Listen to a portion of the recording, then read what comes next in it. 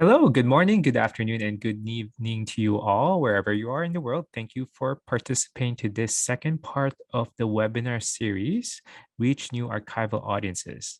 My name is Emmanuel. I'm the moderator today.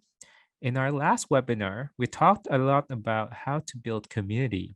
So if you missed it, you can watch the last webinar on the website at lucidia.com/archivera/resources. Well, today's topic is prioritize connection, and it's led by none other than Margot Note, an experienced archiving expert and consultant, practitioner, and advisor. Before we begin, though, I would like to share what our company is about. We have begun to focus on providing you with the best technologies and solutions from around the world to create the technical specification you need.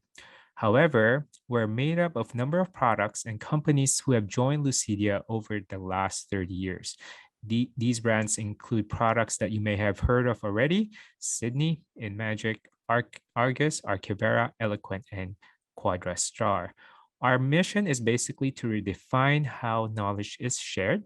More specifically, what we do is we work closely with museums, archives, and libraries and other information professionals like you to provide not only better access and visibility to your collections, but also educational resources like this for your projects and archives. We've worked closely with experts. In our case, we are honored and grateful to have her here on this platform to share her knowledge with you. Margot Note is an author, archivist, and records manager, helping individuals and organizations harness their history. As the principal of Margot Note Consulting LLC, she facilitates the understanding of the importance of unique collections, suggesting ways to manage them and use them to tell stories to connect with people. Well, presenting today is none other than a respected speaker, author Margot Note. Hi, everyone. Thank you so much for joining us today. I really wanted to talk about connection and how you can reach new audiences through connection. So I'm a big proponent of reusing and repurposing content. I think for a variety of reasons it makes sense because we only have so many limited, we have limited brain power and limited time and limited resources. And by repurposing and reusing content, such as old finding aids, content from brochures, old publications, updating blog posts, for example, I'll go through a slew of examples about how to do this. You can reach new audiences that might not have gotten this material the first time around that it was published. You allow information to be more easily found. And you also, I think more importantly, from the archivist perspective, you minimize your effort. So you create once and then you use this content many, many times. So I'm speaking from experience. I've worked as an archival consultant for about 5 or 6 years at this point. But before I went into consulting and working for myself, I was a loan arranger at an international nonprofit for almost a decade. And in that position, I had barely any budget, except once in a while we'd get like a nice grant. No staff. I mean, it was just me. Once in a while, I'd get an intern. Like a half day of a part-time intern, and like no resources. I mean, it was just me trying to figure out what to do with all these boxes of materials and digital files all over the place. So I got very good at adapting, repurposing, and remixing content using stuff that was created before and then changing it for new audiences now. And as I said, I had limited time, money, and labor. I was stretched extremely thin. And I was able to share collections outside of traditional archival practices. And that's what I've also done with consulting. When I first started doing archival consulting, I expected that all my clients would be formal archives. And I do have some traditional archival clients. But for the most part, I'm working with organizations and individuals and businesses that don't have a formal archives department, may never hire a full-time archivist or even a part-time archivist, but are still looking for specific archival skills. So in those situations, I'm taking kind of traditional archival best practices and really changing those practices so they meet their needs. So by doing all of this, I feel that I've gotten very flexible about how to bring archives to everyday people, the non-archival audience, the non-academic audience that we usually work with in traditional archival spheres. So reuse, again, is so much more powerful than the one act of creation. It allows for 24/7 access to global researchers across the world. This is incredibly important in this pandemic world. I wouldn't say we're post-pandemic, we're kind of mid-pandemic, where a lot of places maybe were closed down, then they were opened up a little bit, and maybe they're closed down again if depending on what variant is going on. So again, things that we can put online that we can give access to people around the world at any time is super important. By reusing content or finding ways that we can reuse content without doing the heavy lifting of creation, it also displays leadership. We're looking for places that we can shine as archivists.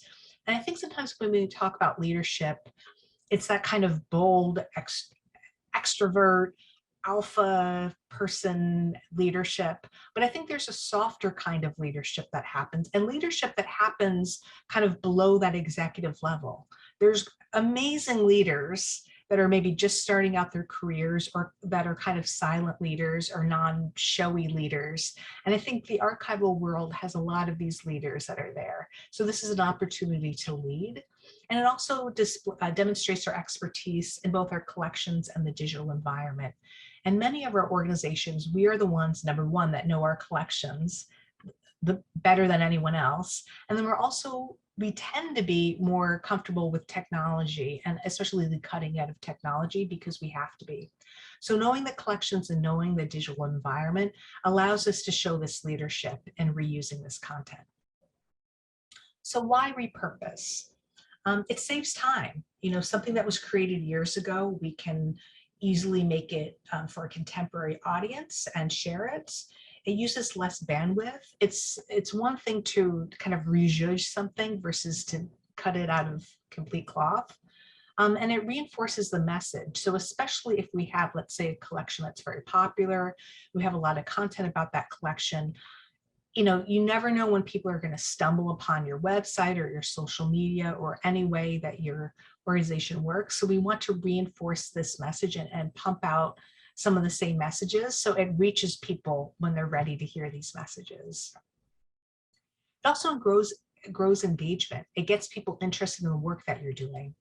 It increases the return on investment. And this is a phrase, it's kind of funny. It's like a very businessy, jargony, corporate phrase, but I think there is something to be said about return on investment, that we know that we're, especially in the archival world where we're stretched incredibly thin, we want to make sure that what we're doing has benefits, that we can actually see those benefits. So when we repurpose content, it's a way to return that investment with less minimum effort. It also extends that life, so we can push out content again and again and again, and it gives it more life. For example, I have on my own personal website some blog posts that I wrote years and years ago. Something from that I wrote in 2016 probably is not receiving a lot of traffic or traction. So I know that if I rewrite that blog post, if I update it, if I make it meaningful for today, then I can extend that life. So it isn't something that just exists years and years ago. It's something that is still meaningful today. So candidates for repurposing, and I'll talk about like specific examples about how to repurpose, but I want to think about specific themes. So anything that has evergreen content.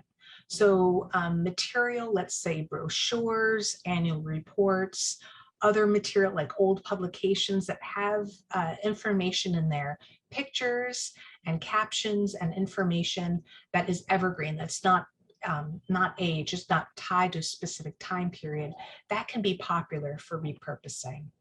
And also popular content, stuff that has been attention getting from the very beginning, something that resonates with your current audiences and you think might resonate with future audiences as well. That's always good to repurpose and really lead with that content. And then we're also looking for content that needs minimal updates. So things that maybe we just need to change. Instead of saying last year, we have the year that something happened. Things that can be slightly tweaked so that those captions or that information still makes sense today. So it requires minimal effort. So when I'm talking about repurposing and reusing, I'm not talking about a tremendous amount of effort. It just kind of going for that low-hanging fruit in a way that's powerful and that helps you. So examples of repurposing specifically for an archival environment would be things like updating or expanding finding aids, resources, and blog posts. So information that you've had on your website for quite a while, maybe it just needs to be updated, slightly added to, and then republished again. So it's hitting new audiences so people see it again. Especially with finding aids, if something could be an old finding aid that maybe is harder to find, or maybe it's kind of buried in your website. Maybe it's a way that you can put it instead of like a PDF that you can access. Maybe there's a way that you can make it more findable on your website. If there's any ways that you can create or update FAQs or user guides, that would be important too, to add more information, especially information that's related to what it's like to use your archives during the coronavirus pandemic. So is there a way to update these materials to make it completely up to date and current? Something I think that's highly popular and I think is highly powerful and overlooked is rewriting internal documents for external use. So an example that I can give is that at my old position, we'd have these wonderful grant reports of the nonprofit I worked for did historic preservation of buildings and monuments around the world. And we'd get these wonderfully written grant reports that obviously we could not share as they were because they had information, sensitive information, financial information, private information, in some cases maybe confidential information, but kind of the general pictures and information within those reports could be used for things like social media or our website updates, or I could use that information, get those images and add them to the archives. So there's a way to really mine those internal documents, remove everything that we could not share to an external audience, and use some real gems in those documents. And I kind of figured that out purely out of desperation because everyone was so stretched thin. I couldn't get the information out of these project managers, but I could from the reports. It was a way that I could take that information. They were very well written. And, anytime, let's say I was questioned about something, I could say, well, it was in this report. So it was an approved report. Some other examples are finding where audiences meet online and sharing content. So that could be at places like Reddit, Flickr. Flickr's not really used so much anymore, but there are Pinterest. I think Pinterest is a place that we tend to overlook, but it's a huge way that drives traffic to websites. I know my website, I get a tremendous amount of traffic from Pinterest. People don't really think about it. They think of Pinterest as being, I don't know, what you want your bridal shower to look like, or baby pictures, or something like a baby's room or something like that. But there is an incredible amount of information for people like teachers that are looking for content, anyone who's teaching, anyone that's really focused on a specific subject, they might be looking there. So seeing where those people gather. Are there websites or forums that your potential audiences gather at? And how can you learn more about them? How can you present information to them to reach them where they are? The big thing, of course, is creating social media content. I was looking, I'm always looking at Instagram. I'm looking at TikTok now, and I'd say archival or archivist TikTok is totally amazing. And I've been finding some interesting things, and I've been finding archivists that are talking about archival practices in a way that's super entertaining and really educational as well. And so I've spent a lot of time, especially over this past weekend, looking at archival TikTok. and sharing posts across platforms. So information that might have been popular on let's say one social media site, you can create content that goes everywhere. So, figuring out where your people are and driving them to your website, to your archives. So again, creating pins for Pinterest. This is something that's completely overlooked. I think it's highly powerful, but especially if you're looking for educators, K through 12, they are constantly scouring Pinterest for information. So that's a way to easily create pins to drive that content to your website. You can reuse content for blog posts, webinars, podcasts, videos, infographics. So again, if you create one thing, let's say a really good blog post from years ago, what can you create? How can you chop that up and remake it to reach other audiences? You can create roundup posts. So let's say you're talking about one specific collection and there's multiple blog posts about this collection. Maybe you're talking about how you've worked with it from acquisition to access. Maybe you can have one roundup blog post that puts it all together in one post that creates kind of like a master list.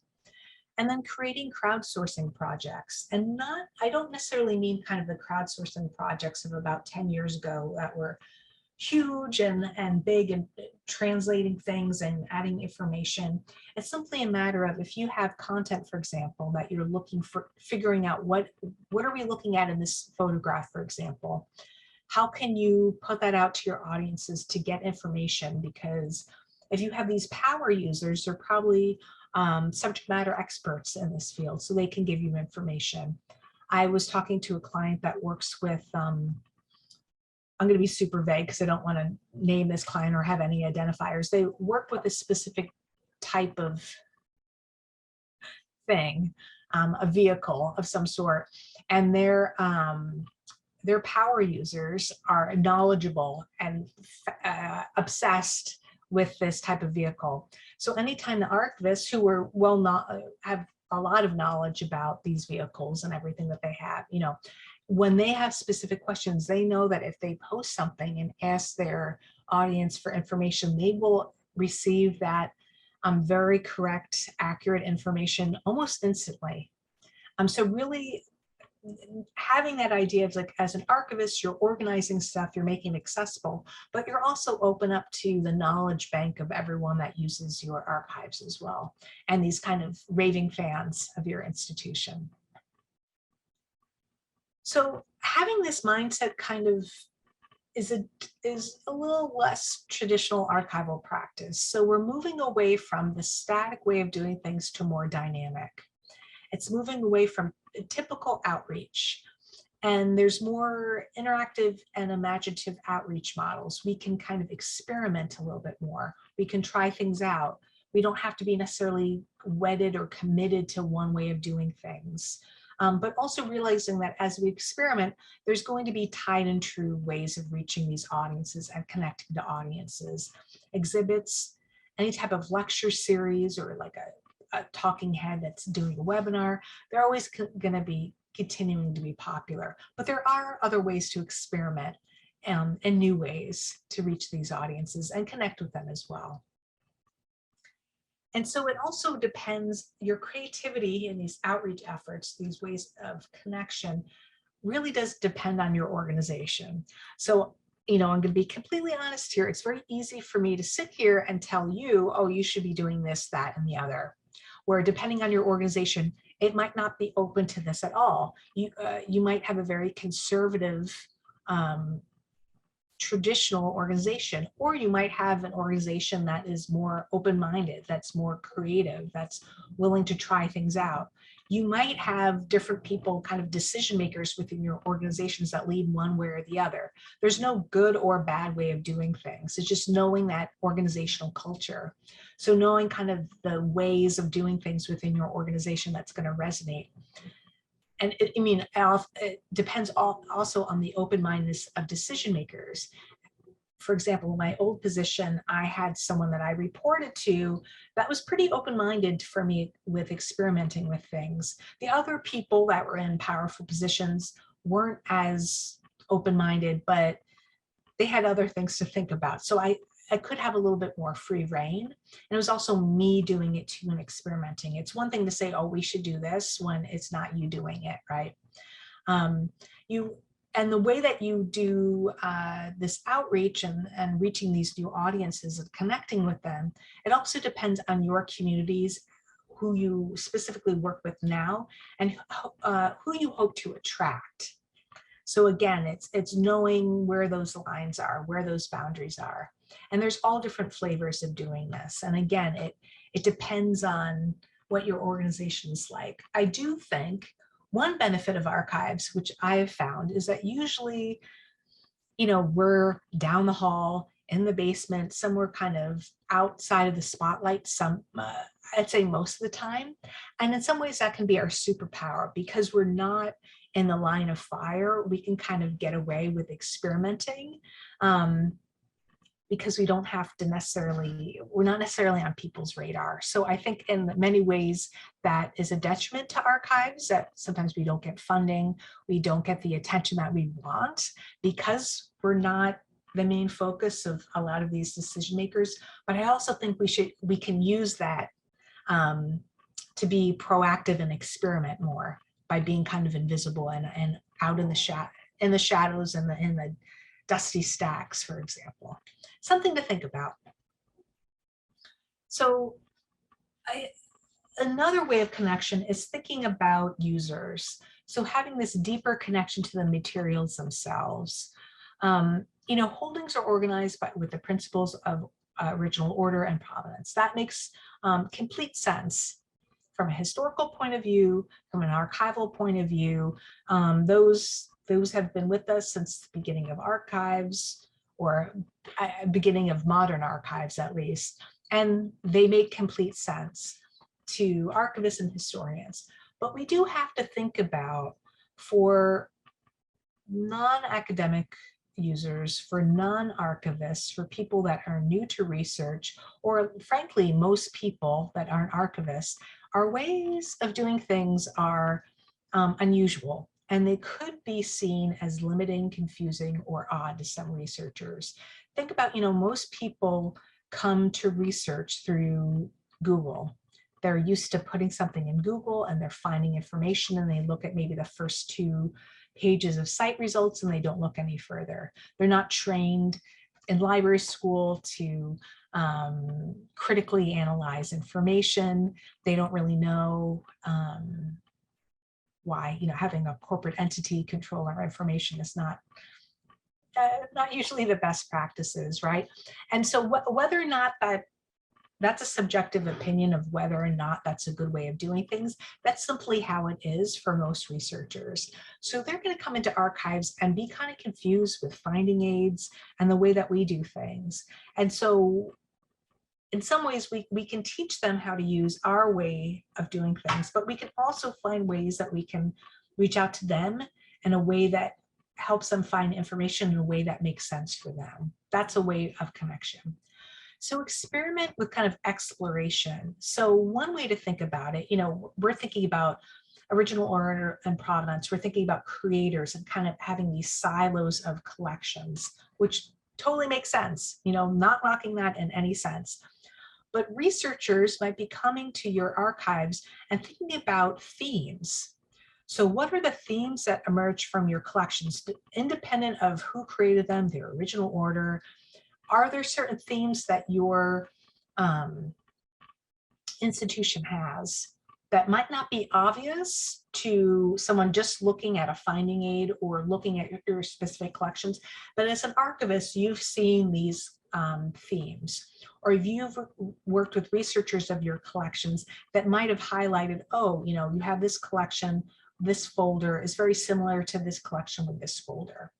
So is there a way that you can organize things intellectually, not physically? You're not moving collections away, you're not taking them out of their order, but is there a way, let's say in another finding aid or a blog post on your website, that kind of aggregates these themes together in a way that would connect with your audiences? So suggest similar collections or themes. So if you like this collection, you might like this collection. if you're interested in this theme, we have this theme across the collections in all these different places. So that, again, that's a way of reaching and connecting to your audiences that already, you already have organized collections, you've already created the finding aids, but you're reusing and repurposing that information in a way that's going to make the collections more accessible. So connecting with new archival researchers is important too. And I learned this specifically because I used to teach a research methods class for graduate students in a history program. And they found that archives are really intimidating. And I realized, okay, I have to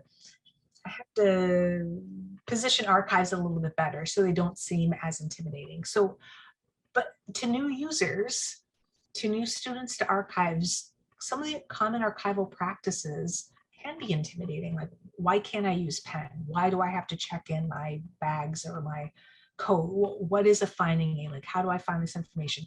That can be very, very alienating to people that are new. So is there a way to make archives more welcoming in a way that still makes sense? Now, certainly I'm not saying don't have security in your archives or put everything out there, digitize everything, or, I'm not saying anything that I wouldn't want you to change anything that would be detrimental to you or your institution, but think about, what are common themes that you hear from people using the archives? Is there a way that you can look at your practices or your ways of accessing information that is more easily accessible to people? And thinking about information seeking as a subjective process. So I don't think there's, I wouldn't say there's a wrong way of seeking information. I think there's probably lesser ways of information seeking, but information seeking for users is very subjective. It's how they're used to thinking, how they were taught, how they best work, how they process information. So again, thinking about there's not just one way of doing archives, but is there a way that we can think about how we can change our practices to be more welcoming and more able to connect to these users, especially new researchers. And sometimes that means making strategic alliances. So moving away from the traditional practice of being a service provider and moving more into an educational role. Aligning with information literacy participants. So in some places like a university that you open up your archives to students, I mean, this is a natural fit. A lot of archivists in these academic institutions do work in some way as a teacher and might even be on the tenure track depending on your type of organization. But even if you work in a non-academic archives, is there a way that you can help teach people, even if it's teaching your internal users? That was a lot of what I was doing at my old position. Was that archives was not open to the public. I would do some, if I did get some research requests, I would answer them and provide information. We didn't have an open reading room, but a lot of my users were internal. I was working with one client, a legal archives, and so they didn't have much external researchers at all. In fact, they basically kind of closed their archives to external. But their internal users were lawyers within that organization. So they were really helping and educating those lawyers and the paralegals about how to find information. So you become agents in teaching, learning, and practice in a way that makes sense for your institution. Again, you're looking at that organizational culture and see what you can get away with, how you can push the boundaries, how can you better serve your audience and connect with your audience internally or externally. Now, this is something that I wanted to focus on. So I kind of was being kind of general about some of these ways that you connect. I do want to go into more specifics using one specific type of way to connect. Now, I know this isn't for everyone and it's not for every institution, but I would say I'm using the term genealogy and family history as kind of a shorthand for connecting archives to individuals. So I think in some ways, In my own consulting practice, I've been able to talk about archives to a general audience when I can connect it to things that people find in their personal, professional, and family materials. And so that's a way to connect with people that might not have ever stepped in a formal archives, might never have done archival research, but can still benefit from some of these archival best practices. Now, I should say before I get into this, that I think sometimes genealogists have a bad rap in archives, and I get it. Some of that I think is justified, but I do think, especially for people that are into family history, personal history, genealogy, they can be these raving fans. They're passionate about history. They want to learn more. So if there is an opportunity that makes sense to hook into these communities, I think that would make sense. But of course, it would have to work with your organization and what you want to take on and the audiences that you're trying to connect to. So one way to think about this is speaking of the history of the area. So the area could be your organization, your region, your city, your country, wherever it is that you are. And you can start to think about actively soliciting materials based on that local history. And it does help to engage with contemporary communities. So what is important to your communities? And sometimes those communities shift. For example, I'm presenting from the Bronx, and my section of the Bronx has traditionally been very Italian, but we do have new immigrant communities, especially Albanian. So I imagine the Bronx Historical Society has collected from when the Bronx used to be, country villas of the wealthy in Manhattan to where it is now, which is like apartment buildings, new immigrants, all different types of people, kind of a melting pot. And I imagine that the Bronx Historical Society is moving with those changes and representing those changes. And so that's a way to connect the contemporary community of that local area. There's, for local history resources, there's the idea of place. And so that could be very broad or very narrow, and that could change what that looks like. So that could be a town, country, state, or region. Place and corporate archives could be that company or the corporate offices of that country or that company. For example, I have a client in LA. So, and they're a builder doing a corporate legacy project. So Southern California is their place. So how, when writing this corporate history, how do I connect that corporate history to that place, right? That built environment of that place. Oral histories are incredibly important. And I think a way to connect with those communities, to connect with those audiences, and either the organization can do those oral histories. Sometimes there's a way to get a grant to have another organization do those oral histories, or sometimes you can provide resources so people can do their own oral histories of their families or their area. And then, of course, there's genealogy resources. So depending on what kind of organization you have, you might have subscription services, or it's simply a matter of, you're part of a bigger library or a bigger consortium where they can tap into those resources and have all those local resources at the touch of their fingertips. There's historic photographs. So I think a lot of times, it's funny, people can connect through documents. I know I'm a very text-based person. I'm a very book type of person where that's where I get my knowledge. But there's so much connection that happens with photographs, especially old photographs, that connects people in a way that I don't think anything else does. There's local court records or military records that you might be able to connect with that could help people learn about their history, their family, the area itself. There's biostatistics, newspapers and microfilm, high school yearbooks, which are utterly fascinating, that people would be interested in, that your organization might have. There's genealogy programs. We're talking about kind of personal history programs. So creating family trees, show and tell of family heirlooms, sharing photographs. Again, there's a way of kind of sharing information and connecting with these audiences.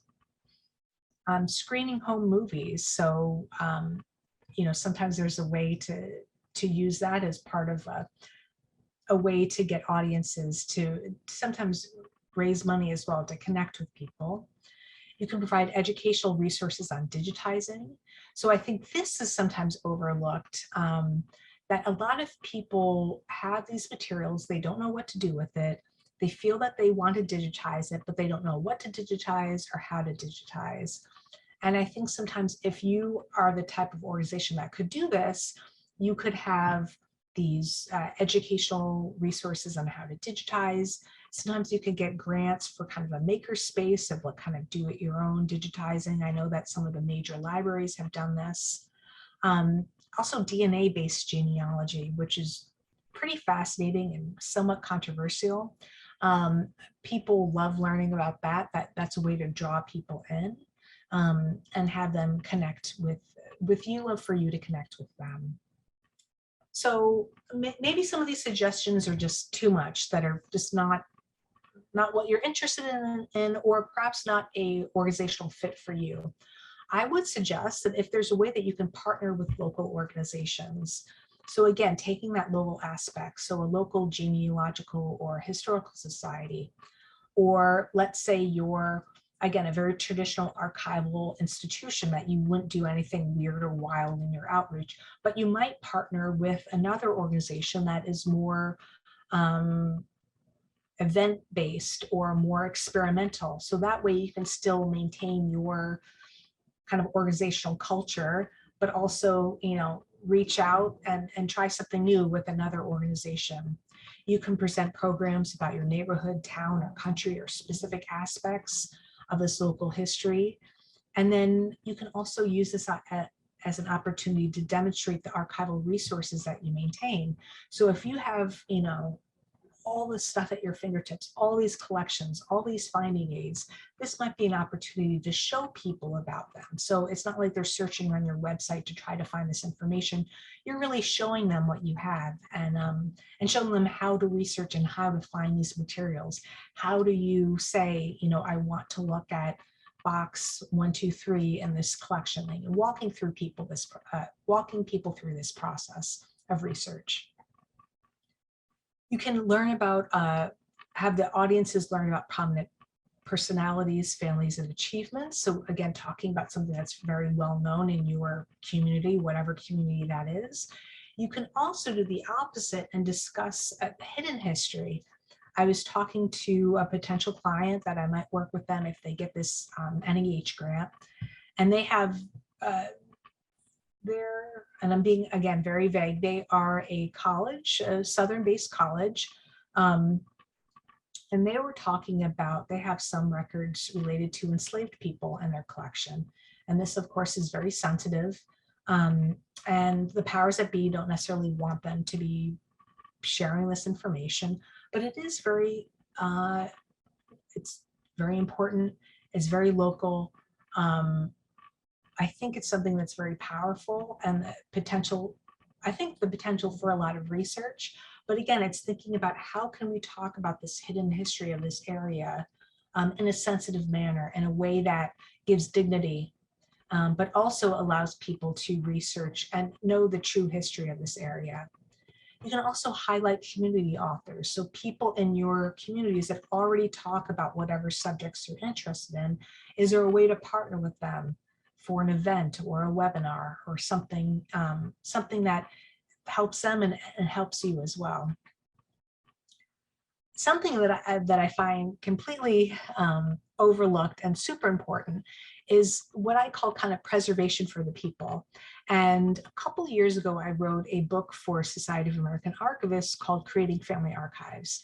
And this was the first book that SAA created for a non-archival audience. They were looking for someone to write a book about how can you do archives at home. You're not a professional archivist, but here are some of the best practices that we use that can be changed for the home environment, for your family archives, personal archives, professional archives. And I still get questions about that book all the time, opportunities to present on that book. People are really open into this information. And I find, people might not know what archivists are or what we do, but once we start talking about what we do, they're totally fascinated. And once you can bring kind of the traditional best practices of archives into a way that fits in with individuals, they understand that value. And it seems like people are really hungry for this information, and there's not a lot of people talking about it. So if your organization is open to it, I would suggest ways that you can host workshops for preserving materials. So walking through, how do you go about preserving this textile or these manuscripts or this book? How do you, what are best practices that you do that can be done for the home? You can demonstrate archival decisions and techniques. So again, talking about the archival work that we do, people are fascinated about once they understand like what exactly we do. And another way is to ask a conservator or a preservation specialist to lead a workshop. So perhaps you don't feel comfortable leading this workshop, but a preservation professional, perhaps inside your organization or someone that you partner with, that you can ask them to lead a workshop or to talk about some of their information or to write a blog post, or in some ways we can talk about this information. Again, this is information that people really are interested in hearing about. They have no idea this occurs, but they want to know more. And so is there a way that we can connect with people in that way by kind of showcasing archival labor and all that it's about? So I guess the takeaway of this presentation is create once and use many times. So again, I'm talking about all these outreach efforts with genealogy programs or these preservation webinars. This is something that you could create one thing, one slide deck, for example, and use that again and again and again. So, and you can change that into blog posts, into a podcast, into, there's a million different ways to chop and remix everything up to make sure it's reaching those audiences. So you're creating once and then using many times.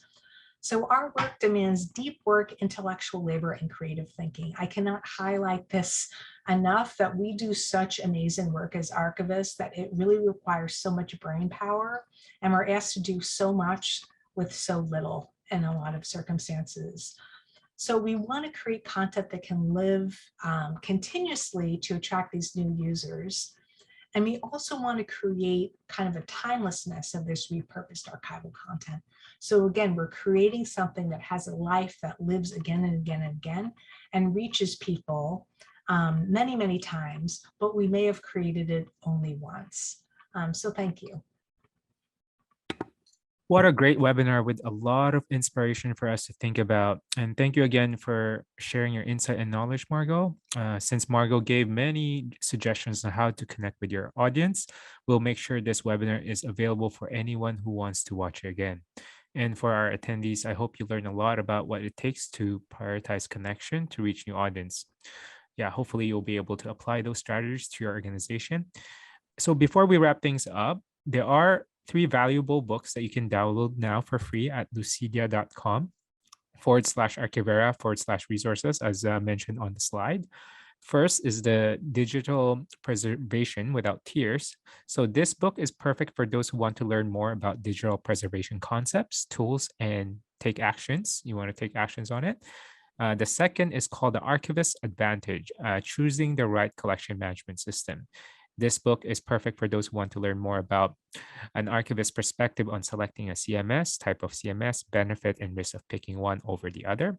And lastly, Demystifying Archival Projects, 5 Essentials for Success.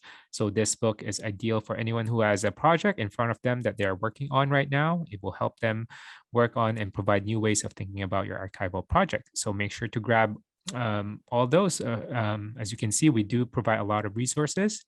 And also, if you have any questions for us, feel free to reach out.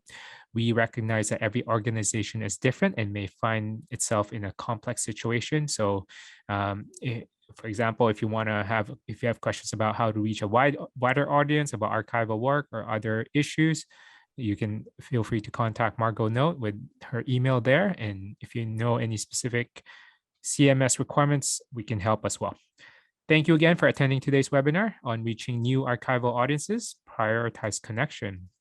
And we're happy to have you join us today, and we hope to see you again for the next part of the series.